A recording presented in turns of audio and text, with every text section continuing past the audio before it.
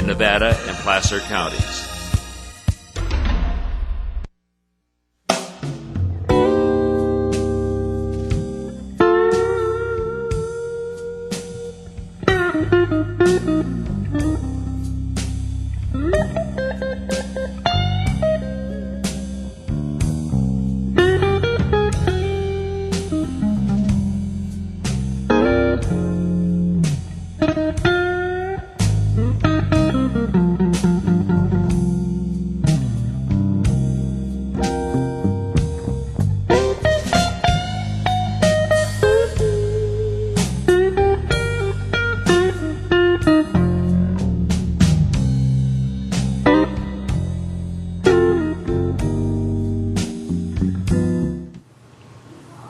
Good evening, and welcome to another edition of Nevada County Interviews.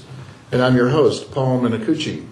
And tonight, we're pleased to have with us in the studio three citizens of this county who do great work in the schools under the aegis of Saluting New Readers, which is a program that Jerry Martin created here in Nevada County. So I want to welcome Dave Campbell, Jerry Martin, Bob Sharp. Thanks for coming on the show. Well, thank you very much for having us. You're welcome. So, Saluting New Readers, we'll get into, but first I want to know a little bit about each of you. Dave, tell me, where were you born and raised? Around these parts? I was raised in Livermore, California, then moved for 10 years after I got out of college in San Jose, and then 20 years here in Great Nevada County. So, and you've worked as an engineer, I know. Worked as a Hewlett-Packard as an engineer, and so computers, video, and always enjoyed working with kids. So this was an opportunity that all matched up. And Bob, are you from these parts? Actually, I was raised up the first 12 years of my life in Escalon, California. Then I moved to San Jose and retired from teaching in San Jose. I actually taught in Campbell, which is surrounded by San Jose now. And what kind of teacher were you? A good one. Yeah, absolutely, an award-winning one. I taught many subjects. I started off at 6th grade self-contained, ended up in middle school PE. So wide variety, reading, math, science, all those. And so now you have some time to devote to these kinds of community service. True, yes. Great. Jerry, I know you've been on a lot of the shows here at NCTV before, so you're not unfamiliar to the people in Nevada County. But tell me, are you from this area originally? No, I was raised on the East Coast. I was raised back in Maryland, suburbs of Washington, D.C. And but I've been living in Grass Valley now for 15 years, and I love it. I love Grass Valley. It's a wonderful community for many reasons, but we don't want to take up that much time telling you why I love Grass Valley, but I do. And you were a teacher as well. Yes, I was. I got out of college and went into the Peace Corps, and they made me into a teacher. This is back in the 60s.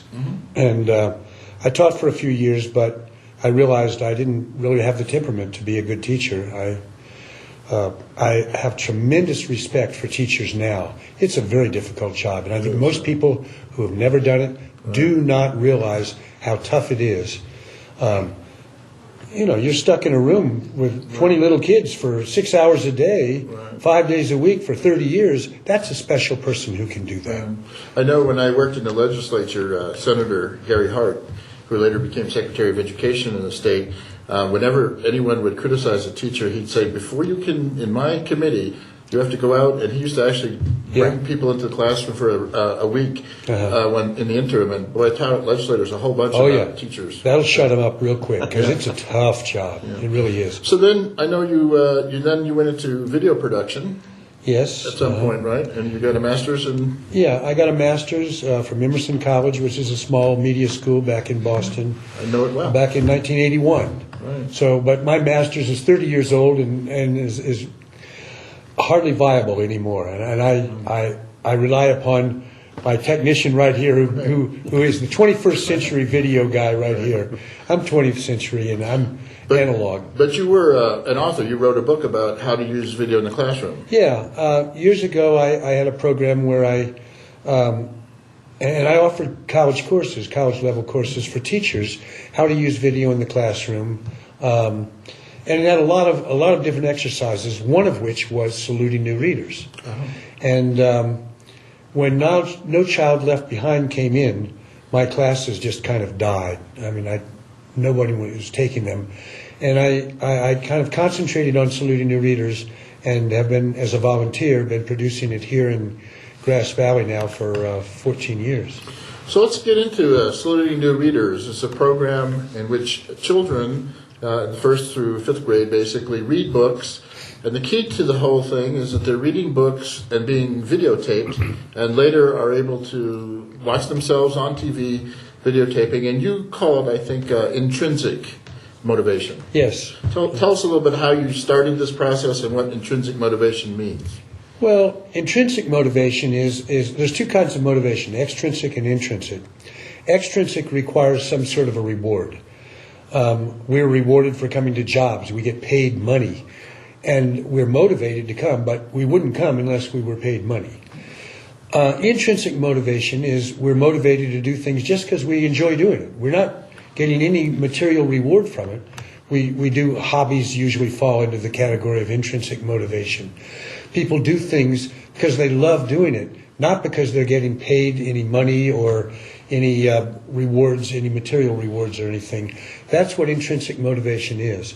And I believe that Saluting New Readers gets kids intrinsically motivated to value reading a lot better than many of the extrinsic motivators that have been used for many years by educators throughout the country. Okay. Take us back to the wonderful days of yesteryear. How did you first come upon Saluting New Readers as a program, and where did you first try to institute it?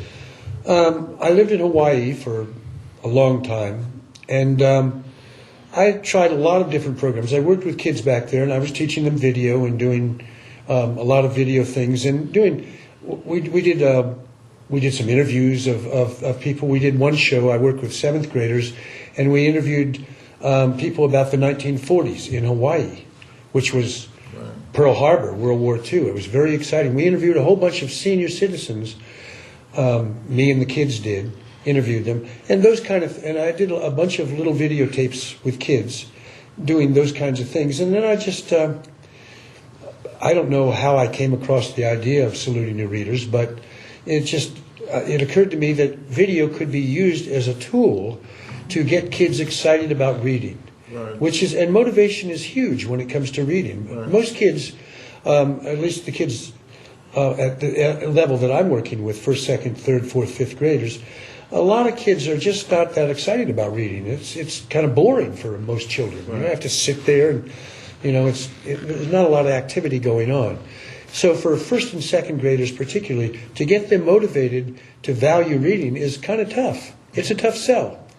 But you put them on television, and it's a whole new ballgame because they love to be on television. Right. Little kids, first, second, third, fourth, fifth grade, there's no inhibition at all. Older kids, there's inhibition. They become self-conscious once they reach puberty. But the younger kids, they love to be on TV. Right, and I've worked with video and young kids, and I think what happens is they figure, this gets me on TV, whatever it is, reading in your case, so it must be important, because otherwise I wouldn't be on TV, and so therefore I take this endeavor a little bit more seriously than I did before. Exactly right. I mean, in our society, most people associate being on TV with being important or famous, or, if you're on TV, there's some reason you're on TV. So if you kind of put kids on TV reading, then reading becomes more important to the kids. Right. That's the theory, and I think it works most of the time. Right. And I know you're not in the business, to do this because of awards, but I do want to let the audience know two things. One is Saluting New Readers plays on our NCTV on Channel 11 during the late winter, early spring, and we've been doing that for many years. Yeah. And it's an award-winning program. You've won a Retired Teachers Award in, I think, 2008. Yes. And then more recently, you won a prestigious Mensa Award. Tell me about that.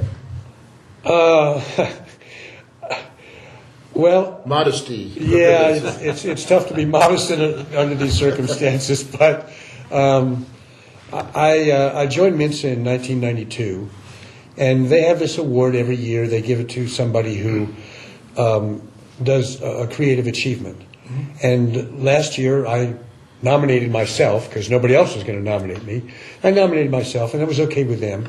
And they selected me and Saluting the Readers as a creative achievement. So it's a tremendous honor. I mean, I was pretty much, I didn't expect to win. I was overwhelmed, to be quite truthful. But Well, we sure appreciate but I did. it. I won. I mean, shocking. Yeah. It's nice to know that something we do up here gets rewarded. Yeah, it is. So, Bob, let's turn to you. So you got in touch, or Jerry got in touch with you through as a retired teacher. Right. I was president at the time. So, And here comes this President guy. of what? president of the Retired Teachers Association. Wait a minute. You weren't president of the United States, were you? I didn't know that. And so this questionable character, Jerry, comes to you with this Actually- program. What did you think? I thought in the first phase that maybe it was some crackpot that wanted something out of Right. retired teachers, but basically all he wanted was some help. And when I met with him and realized his passion for what he was doing, I was sold. It sounded like a really good program, and I just couldn't understand why more people weren't doing it and helping out. You know, I don't understand it either. Yeah, really. Yeah. So what role do you play in SNR right now? I support Jerry and what he's doing, and when we go out on a shoot, I time and notify the child when their time is up or getting close, so they can finish their reading. We try to keep it down to 2 minutes, Right. so that it limits the longevity. Now, Dave, I know you have worked with lots of sophisticated video equipment. This doesn't take a lot of sophistication to do what Jerry asks you to do in the classroom, does it? No, yes and no. Again, Jerry's been doing this 14 years and doing a great job on TV. My background is an early adopter and a hobby with video, and I've got 30 years of video of my kids, getting things in the cloud, etc. I brought in the thoughts to Jerry that TV is great, but today's kids know YouTube. Yes. They know the internet. So I offered to Jerry that we could parallel up activities. So we, instead of just having a limit, let's say one media output, and not all kids around here have either access to cable, etc., is provide all possibilities of dispersing the media. So whether it's the TV based, or whether it's web based, or whether it's YouTube for their smartphones, archive it in the cloud so these people, they can get it whenever, forever. Right. So we're still working on doing those things to try to kick it up. We just got some new HD cameras, so we're going to kick up the productions in the HD. Starting things, working with our process so we can get them on the internet. You got to go through the kids with releases Yes, you do. to make sure everybody's happy with what's going on. So we're going to try to take the whole program, as Jerry said earlier, into the 21st century, Right. and provide what, again, hopefully still provides that motivation for all the kids Right. now and for the future. Well, as Jerry, I think, knows, we're moving in that direction ourselves, and now have created the Nevada County Digital Media Center, and we'll be moving in with Grass Valley Group in a couple of months, and our whole intention and direction is just what you point out, is the next generation doesn't wait until Wednesday at 8 o'clock to watch a half-hour program. They might want 4 minutes at 3 o'clock in the morning, or they might want 2 hours, and you have to be able to provide that. Otherwise, you're just going to miss that whole audience. So, it's a good thing that we're dabbling in how to get the next generation involved in this program. And I think there's maybe we've got some interns. We're working on some high school kids, and I might be able to get some fresh new volunteers for you to maybe help expand the program. Oh, okay. And that might be a good thing for them to go in the classroom to learn, how it is to Sure. children. So, Sure. But I think there's lots of possibilities. So what we do is, so teachers come to you, or do you go to them? How does this work? I have a flyer that I take around to the schools, usually in about late December or January, and pass out. I go to this. I get permission from the superintendent, and if there's 15 teachers in a certain school, I'll give them 15 flyers, and they put it in the teachers' boxes, and then whoever's interested would give me a call. I've got some teachers have been doing it for many years. There's a teacher at Hennessy who's been doing it now for 13 years. Which is one reason why I know it's successful, because These are career teachers. If it were not successful, they wouldn't keep doing it year after year after year. Right. I've got a lot of teachers that keep doing it. In fact, we've got a couple of new teachers this year, too, who've never done it before. And I try to explain it to them and tell them about my website, which it gives them a lot of information. And Right. but it's free of charge, and anybody who's any teacher, public or private school, I don't care. It doesn't matter to me. Reading's reading. It's I believe that it's kind of a universal desire. It's not even political. I mean, I don't think that politics is involved in reading. Everybody wants their kids to be good readers. Now, so how many young students do you appear on camera every year? This year we're going to be doing 8 classes. Most of the classes are about approximately 20 kids. Some of them are a little bit smaller, a couple of them are a little bit bigger. So you could do the math. It'd be maybe 150, 160 kids a year. It varies. Years ago I did a few more classes, but I didn't have a full-time job then. Right. Now I do have a full-time job. And mostly the only school day that's available for me to shoot it is on a Friday. Mm-hmm. So that kind of limits it. So right. I think we're going to do 8 or 9 this year, 8 or 9 classes this year. And then how are the books chosen? The kids choose the books. Mm-hmm. I really have designed the program to empower the kids. That's one of the most important things from my perspective, to build their self-esteem. I want to give them as much power as possible, within reason, of course. But they choose a book. As long as it's okay with their parents and the teacher, it's fine with me. And they practice reading for a couple of weeks, reading out loud, and I talk to them about reading with expression. Yeah. Mostly first graders usually don't do much expression, but once they get into the 2nd, 3rd, 4th grade, a lot of them are starting to read with some expression. Mm-hmm. And I've done it at some schools where a child will read in the 1st grade, and then again in the 2nd grade, and then again in the 3rd grade. By the time they've done it 3 or 4 or 5 times, they're pretty comfortable in front of the camera. And that's a secondary benefit, I believe, of the program, is it gets kids used to public speaking. Right. Not if they only do it once, probably, but if they do it several times, it helps. It's like anything we do. The more you do it, the easier it becomes. And they can see for themselves how successful they are or not, and make improvements. I know kids are very avid watchers of TV. And I used to use, and when I was teaching English and drama, used video often to be able to tell kids, this is what you look like, this is where you can improve. Sure. Yeah. And so, they know how to watch that. So, Bob, what can we do to get more teachers involved in this kind of project? Spread the word. Mm-hmm. We're putting together a program where I'm going to be attending a workshop at the convention, and possibly take some information down, a video, and show that during the breaks, and see if we can find some people in other areas that are interested. And then they'll contact Jerry and go from there. Well, I think, it would be a good program, and maybe, Jerry, the next time we have Alliance for Community Media meeting regionally, we can find some way to get you up there and get a booth or something, because I sure would like to get some of my brethren involved in it, because from their perspective, it's not a very difficult task to do. No, it's actually... I intentionally designed it so one person could do it. It doesn't require a lot of skill. It's basically home movies is what it is. And my long-term goal is to expand Saluting the Readers beyond just us in Grass Valley. I honestly believe this. It may sound totally immodest and egomaniacal, but I believe in the next 10, 20 years, it's going to be in many places around the country, or it could be, if we get the right publicity, and if I can find, I'm looking for a nonprofit organization to administer the program, to take over, to apply for some grants, and I would love to train people. Right.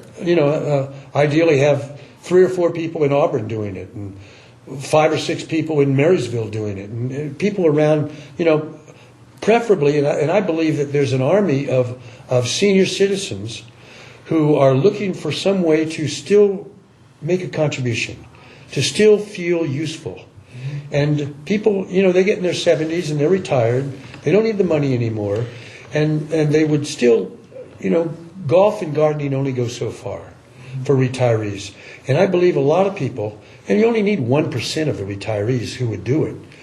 A lot of people who are still active, very functional, very competent, and who would love to become TV producers of Saluting New Readers. It's an easy thing to do. Well, kind of easy. Right. And once they learn it, there's other things they could carry on in the classroom sure. as well, drama and... Well, I've often thought, I've never done this, but I've thought of another program called Saluting New Mathematicians, where you do the exact same thing, except you have some problems on the board, some math problems on the board, and have a kid get up and explain a couple of problems, to encourage kids to get interested in math. Right. So, Dave, from a more technical perspective, what new things are coming around the bend that might enhance this program, do you think, other than we talked a little bit about the web, but how about high definition? You think that will help the popularity of this? Well, probably not, but go back to the piece. The piece that I think really can make a difference, and as we go into the class now and train, when we say you're going to be on TV, you get one thing, but every time that we said we're going to put you on YouTube, the kids just go nuts.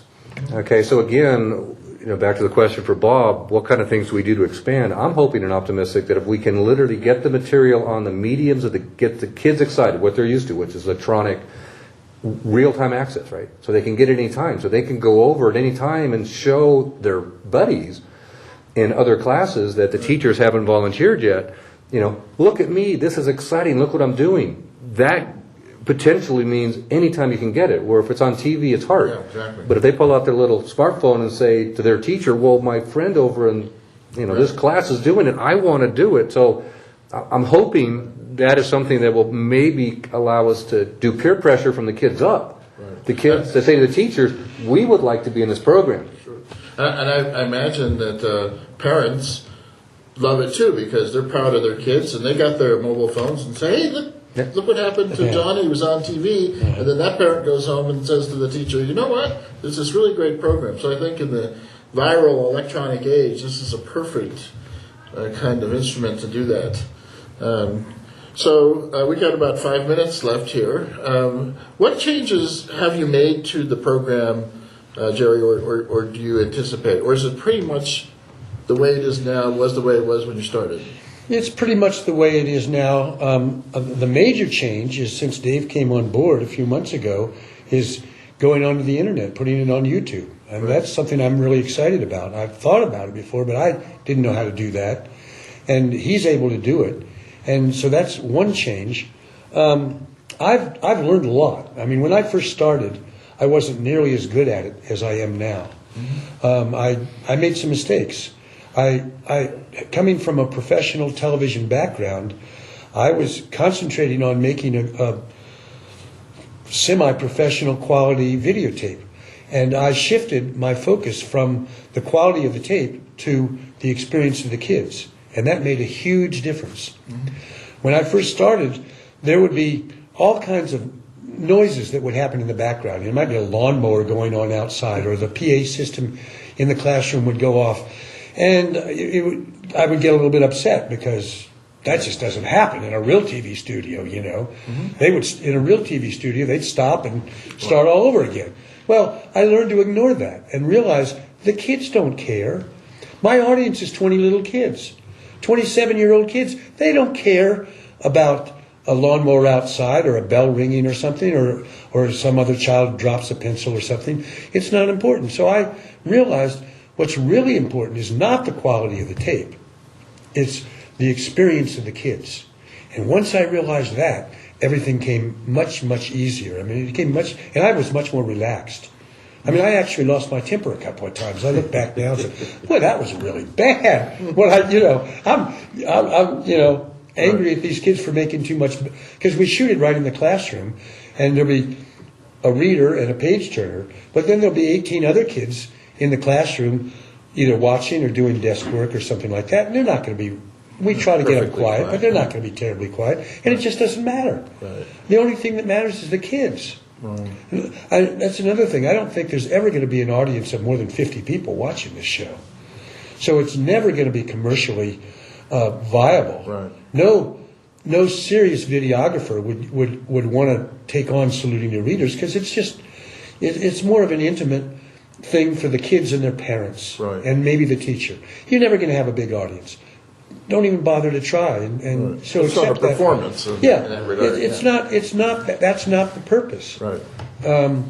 And And of course, you shoot this in the classroom, Yeah. partly for efficiency, but I noted you said also because that's where the kids are most comfortable. yeah. Well, I'm trying to get the best performance out of each child as I can, and I firmly believe that if you can shoot it in a familiar surroundings, they'll do better. They'll do better in the classroom than if we brought them in here and shot them. I mean, this can be kind of intimidating for a 6, 7-year-old. Whereas if you shoot it in the classroom, it's no big deal. Another thing that I decided to do is you have a reader and a page turner. So you've got two kids on camera at the same time. It just feels better to be on with, I mean, for a child to be on TV, it can be kind of intimidating for a lot of kids. But if they're on with another kid, then it's a little bit, I mean, I do whatever I can to make them comfortable and get the best performance you can out of them. Give them plenty of time to rehearse, let them choose the book, let them wear whatever they want, you know. Excuse me. We try to make it as simple as possible. There's no rehearsal, no memorizations of scripts, no sets, no costumes, none of no lights, just available lights, Right. microphones right in the camera. It's as simple as I can make it. So that's about all we're going to have time for this evening. Time flies, and want to thank Dave and Bob and you, Jerry, and of course you're always welcome back. This is Paul Minicucci reminding everyone out there to get behind school programs and kids and do your own version of Saluting New Readers. It's a really great program. That's about all we have time for tonight, and so I will see you next time, saying goodbye.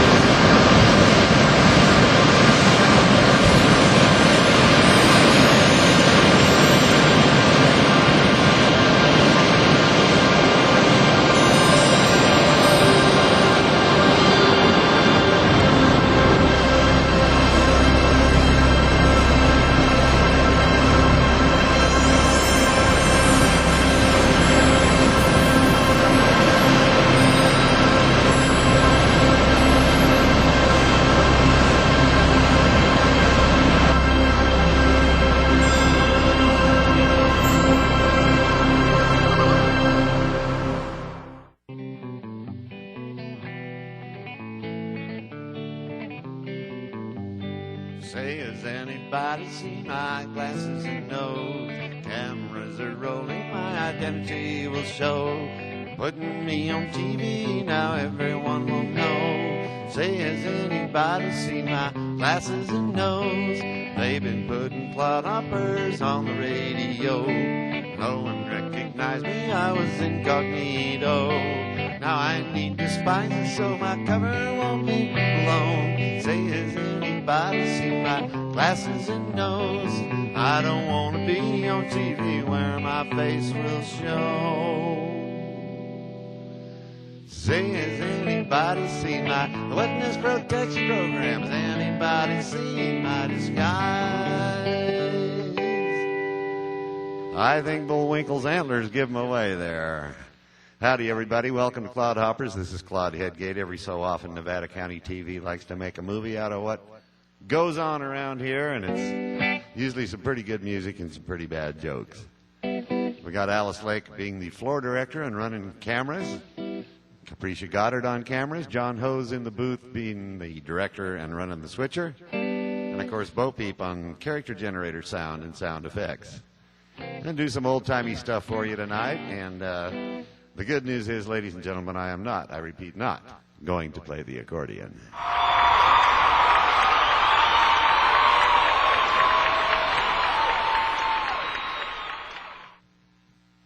I figured you'd take it like a good sport.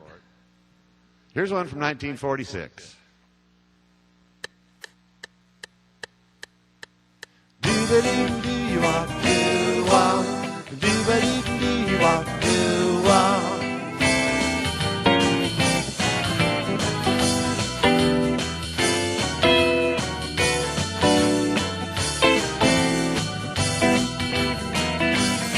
Well, lace up your boots and we'll broom on down to Knockout Shack by the edge of town. There's an 8-feet combo that just won't quit. People walking to the street, the blue lights slip all in there. Gonna see some sights down at the house of blue lights. We got fryers and broilers and deep truck. They barbecue to rip up the heat of the tree. When they serve up that fine A.B., gonna spend the rest of your bright down at the house of blue lights. Do-ba-dee-dee-wop-doo-wop, do-ba-dee-dee-wop-doo-wop.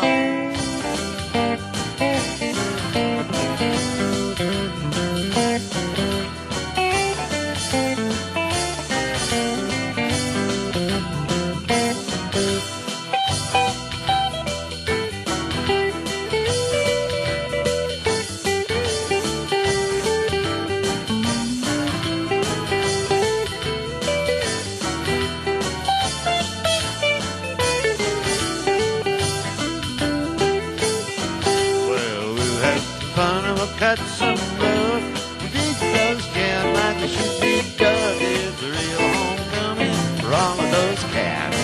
Till we pass that welcome mat while in there, gonna see some sights down at the house of blue lights. We got fryers, broilers, detox, and barbecue ribs, but the street of the tree is when they serve up that fine 8 beats.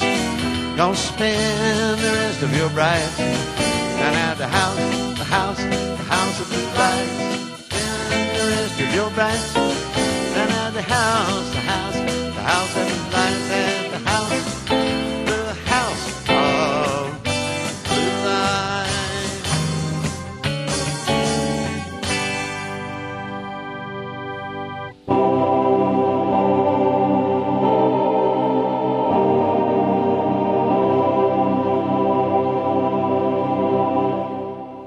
Oh, that can only mean one thing. The choir is here, and we are ready for some more of those church bulletin bloopers, actual things that have been written in church bulletins or announced in service.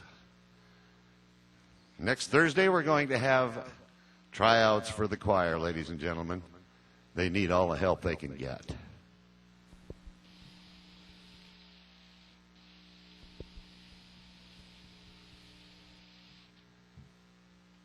Silence is good.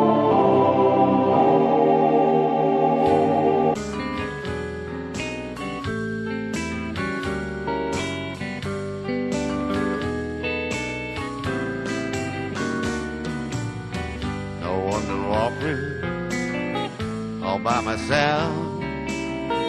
No one to talk with, I'm happy on the shelf. They misbehaving, saving all my love for you.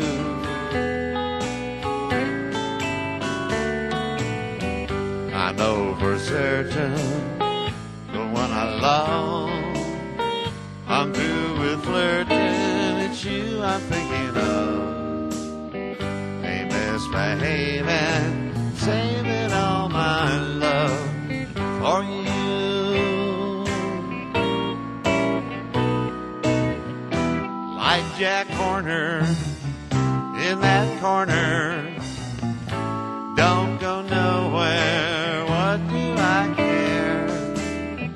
'Cause your kisses are worth waiting for, dear.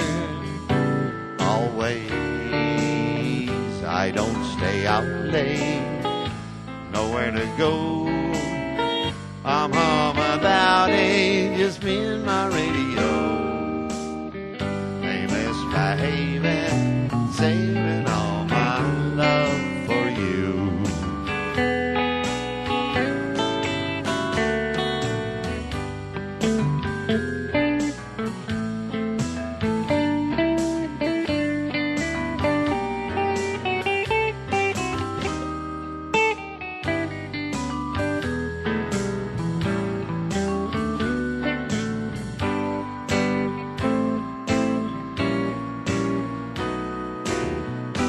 Like Jack Horner in that corner, I don't go nowhere, what do I care? 'Cause your kisses are worth waiting for, dear. Always, I don't stay out late, nowhere to go. I'm home about 8, just me and my radio. They misbehaving, saving all my love for you.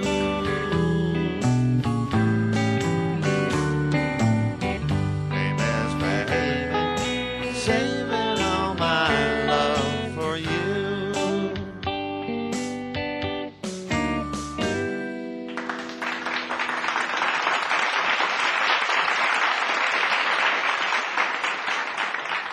Thanks, Mom. Thanks, Dad. Nice you could make it in tonight. Here's one by the guy who didn't play Zorro. We seem to have one of those on a regular basis.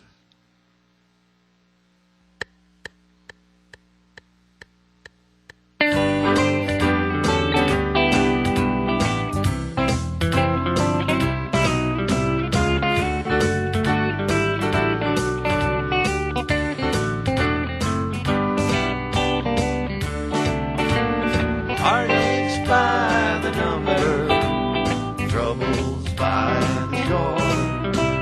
And every day you love me less, each day I love you more. Heartaches by the number, love that I can't win. But the day that I stop counting, that's the day my world will end. Heartache number 1 was when you left me. I never knew that I could hurt this way. Heartache number 2 was when you come back again. You came back but never meant to stay. Now I've got heartaches by the number, troubles by the score. Every day you love me less, each day I love you more. Heartaches by the number, the love that I can't win.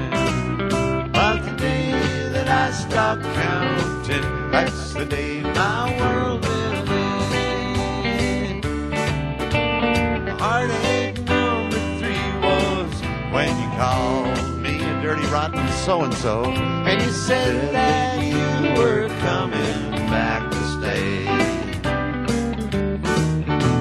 Well, hopeful heart, I waited for your knock on that door. I waited, but you must have lost your way. Now I've got heartaches by the number, troubles by the score. Every day you love me less, each day I love you more. Heartaches by the number, love that I can win. But the day that I stop counting, that's the day my world will end.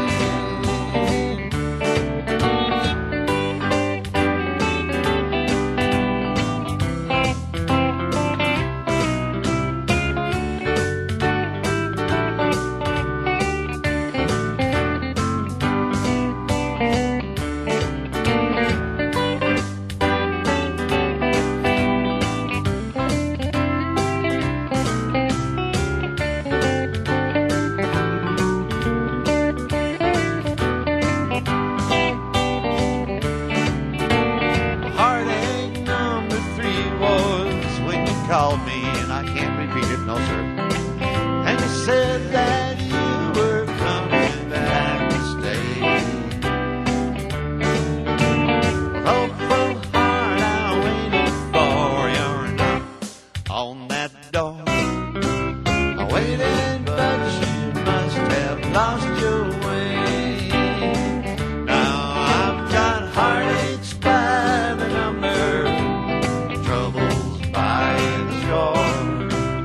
Every day you love me less, each day I love you more. Heartaches by the number, love that I can't win.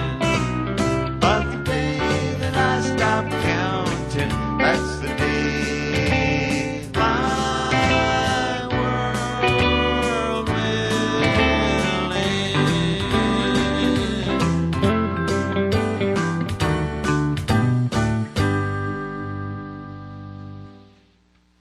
What a tight ending. How do they do that, ladies and gentlemen? How do they do that live? Well, here goes one by Willie Nelson. Speaking of old timers. I see we have a Willie fan in the crowd.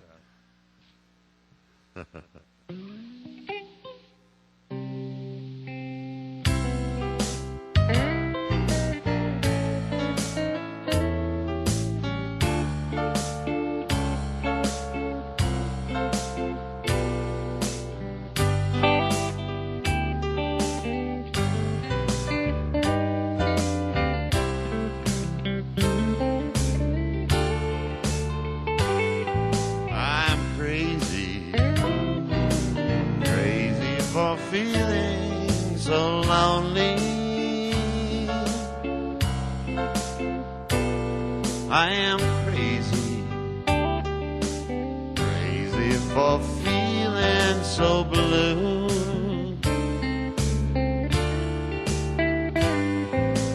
I knew you'd love me as long as you wanted. Then someday you'd leave me for somebody new.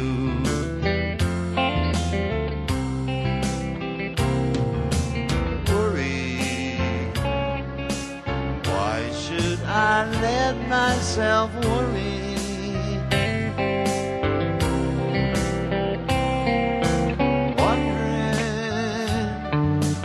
What in the world did I do?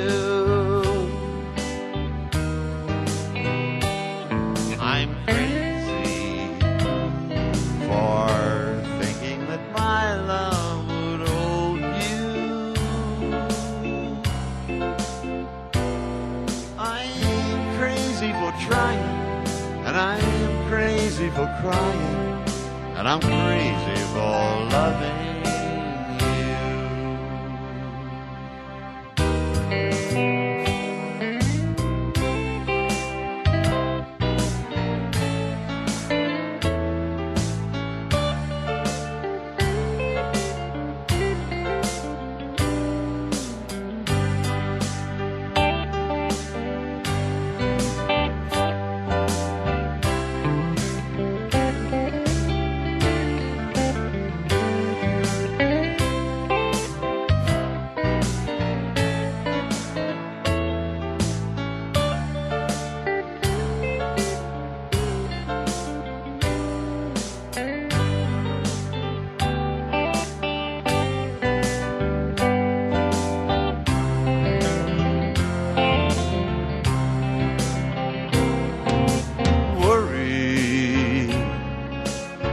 Why should I let myself worry?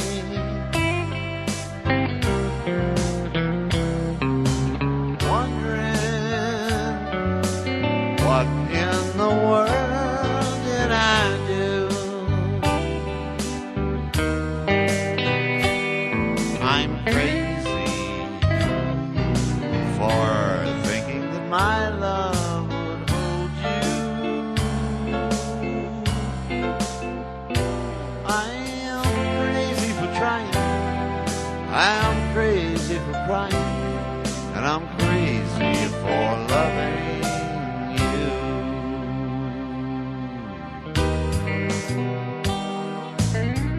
Crazy. Crazy for feeling so lonely. I'm crazy.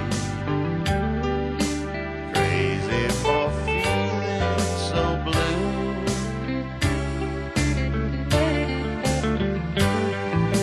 I knew you'd love me as long as you wanted. Then someday you'd leave me for somebody new.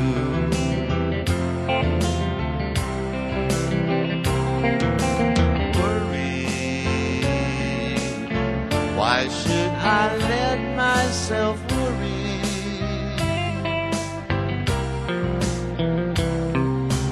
Wondering what in the world did I do?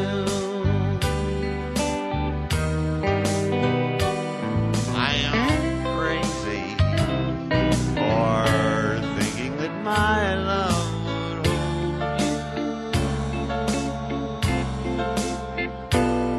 I am crazy for trying. I am crazy for crying. And I'm crazy for loving you. No sheep reference.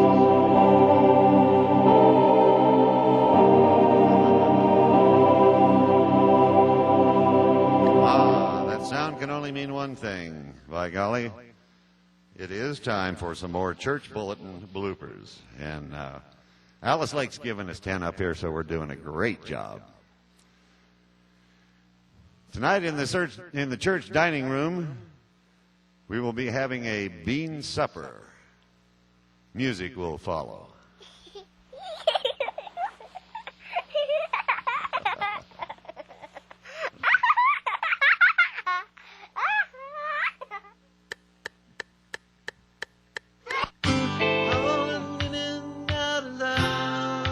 Stop it. They're playing the wrong song, by golly. Now that little girl should laugh again instead of with us, at us. The iPod gets me again.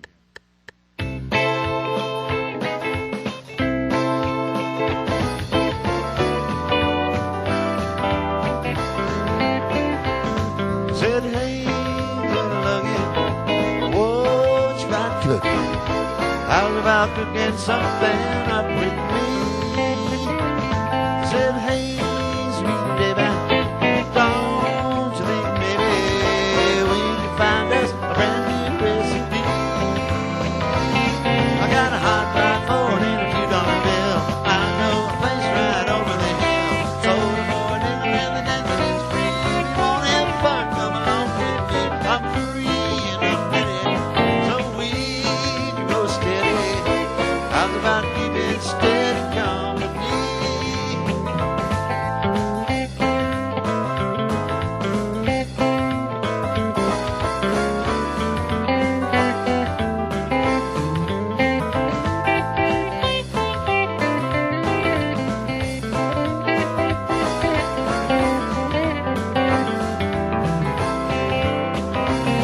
I'm gonna throw my table over the fence. Buy me 1 for 5 and 10 cents. Keep it still, it's a government thing. Write your name on every page, but I'm free and I'm ready, so we can go steady. How's about keeping steady company?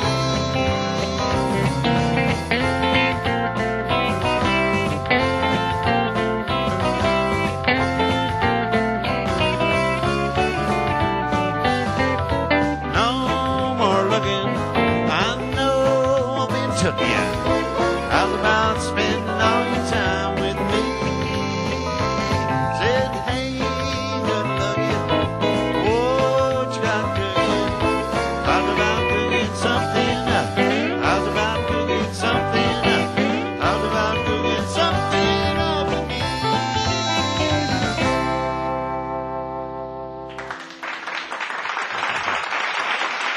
Thanks, Swingers.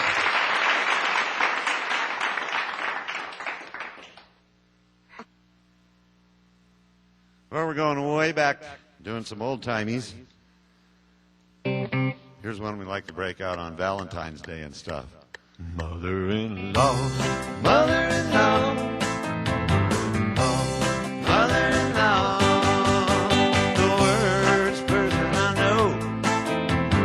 Mother-in-law, mother-in-law, she worries me so. Mother-in-law, mother-in-law, if she leave us alone, we would have us a happy home. Sent from down below. Mother-in-law, mother-in-law, mother-in-law, Satan should be her name. Mother-in-law, mother-in-law, to me they're about the same. Mother-in-law, mother-in-law, every time I open my mouth, she tries to put me out. Sent from down below. Mother-in-law, mother-in-law, mother-in-law, mother-in-law.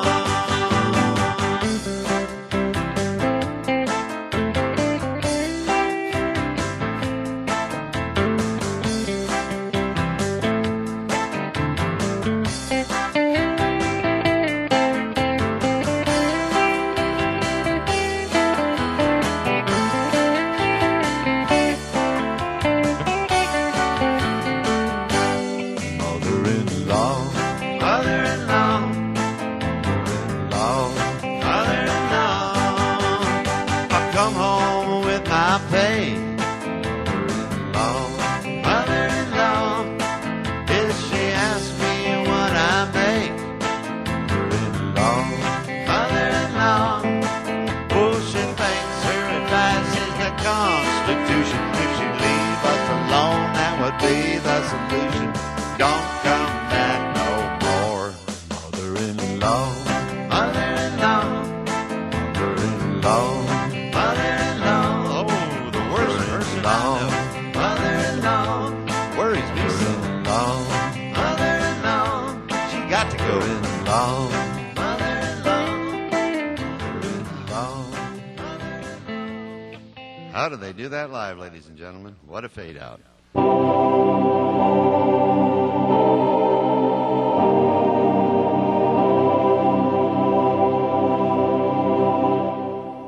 Ah, that sound can only mean one thing. It's time for another church bulletin blooper. The topic for tonight's sermon will be, what is hell? Come early and listen to our choir practice.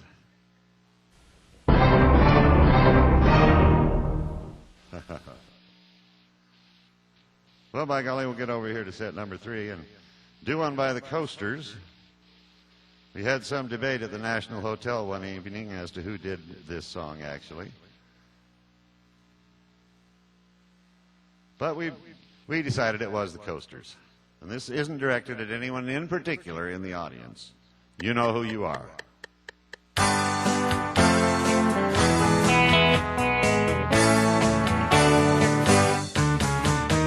You talk too much, you worry me to death. You talk too much, you even worry my head. You talk too much. You talk about people that you don't know. You talk about people wherever you go. You talk too much.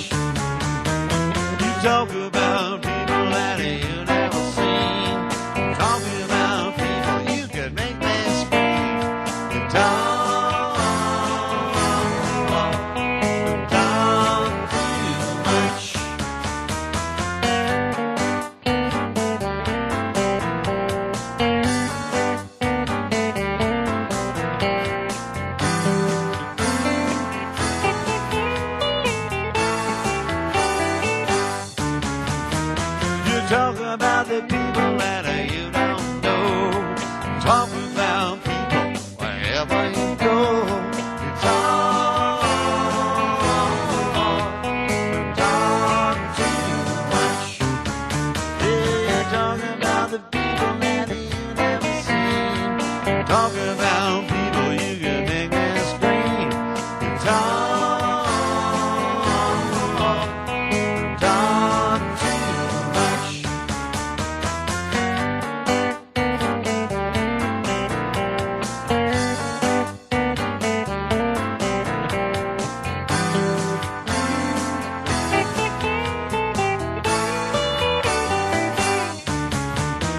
You talk too much, you worry me to death. You talk too much, you even worry my head. You talk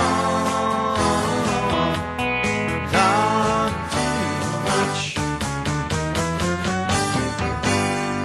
Oh, thank you so much for checking out Clodhoppers. If you dial up NevadaCountyTV.org on your computer on the internet there, click watch, click video on demand, click music, and you can have your choice of a whole bunch of different Clodhoppers episodes. So by golly, that's kind of fun for us and everybody else.